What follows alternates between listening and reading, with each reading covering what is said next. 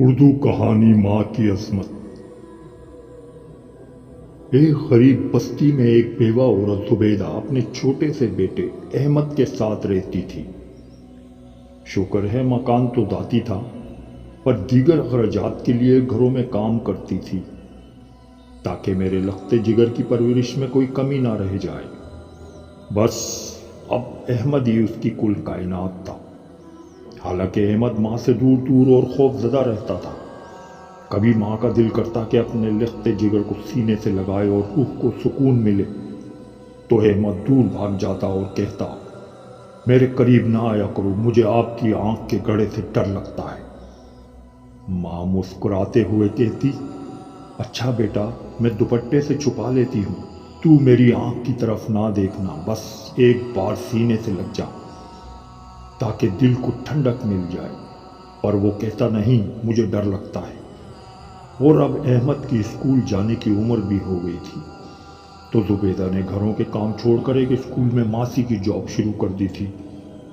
ماں نے بیٹے سے کہا، احمد، میرے بیٹے، میں تجھے پڑھا لکھا کر ایک کامیاب انسان بنانا چاہتی ہوں، جو تمہارے والد کی بھی خواہش تھی۔ کل میرے ساتھ اسکول چلنا، داخلہ کروا دوں گی۔ احمد غصے سے بولا، تاکہ سب لڑکے میرا مذاق اڑائیں کہ یہ کانی ماسی کا بیٹا ہے۔ زبیدہ اپنے دل پر قابو رکھتے ہوئے مسکرائی اور بولی، نہیں بیٹا، وہاں کسی کو پتہ نہیں چلے گا، ہیڈ مس کو کہہ دوں گی۔ ٹھیک ہے، اسکول میں میرے قریب نہ آنا۔ اور یوں احمد کا داخلہ ہو گیا۔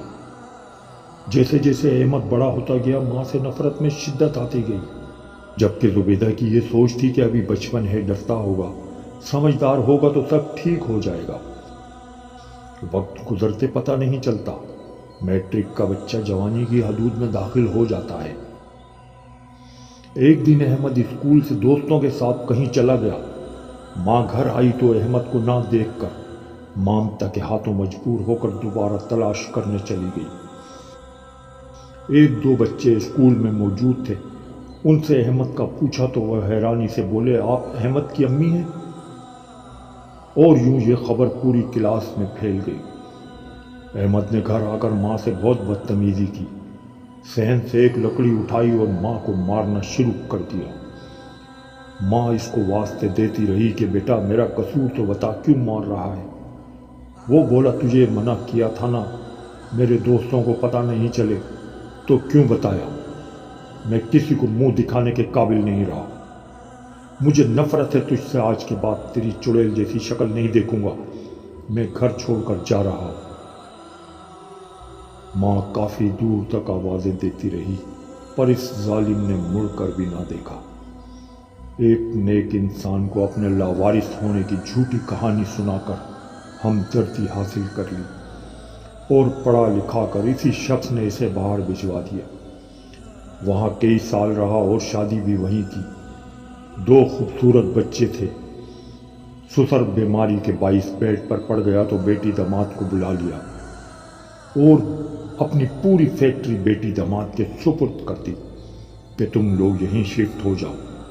اکلوتی بیٹی جو تھی، احمد کو خیال آیا کہ یہاں ماں کو پتہ چل گیا تو پھر زندگی خراب کرنے نہ آ جائے۔ پھر ذہن کو جھٹکا کہ اب تو مر کھپ گئی ہوگی۔ کافی ٹائم گزر گیا یہاں۔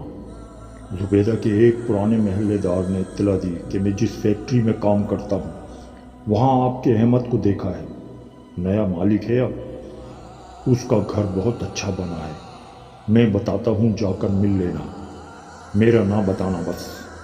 زبیدہ بے چین ہو گئی کہ جلدی اپنے بیٹے سے مل کر آتی ہوں۔ وہ بتائے گئے ایڈریس پر پوچھتے پوچھتے پہنچی۔ گارڈن میں دونوں بچے کھیل رہے تھے۔ زبیدہ نے ایک لمحے میں اندازہ لگا لیا کہ یہ میرے احمد کے ہی بچے ہیں، اور انہیں پیار کرنے آگے بڑھی ہی تھی کہ وہ چیخ مار کر خوف سے اندر بھاگے۔ بہو گھر پر نہیں تھی۔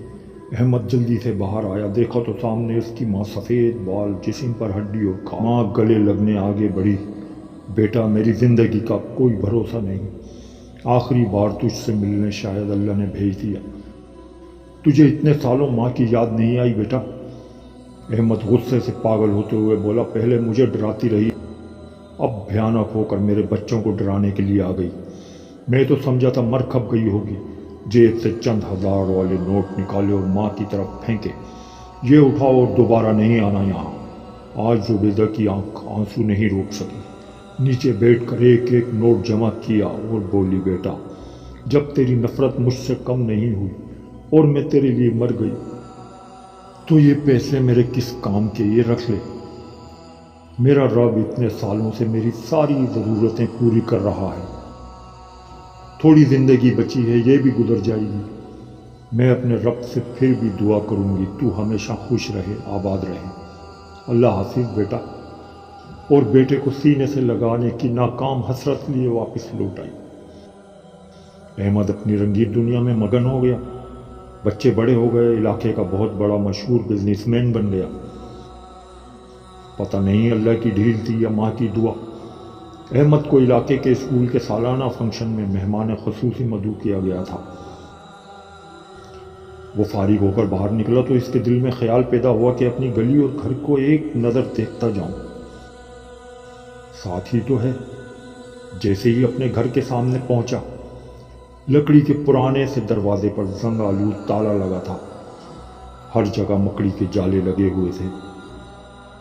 आज पहली बार अहमद को माँ का ख्याल आया कि पता नहीं कितना अरसा पहले मरी होगी। इतने में पड़ोसी आया और बोला, आप अहमद हो ना? जी मैं अहमद हूँ।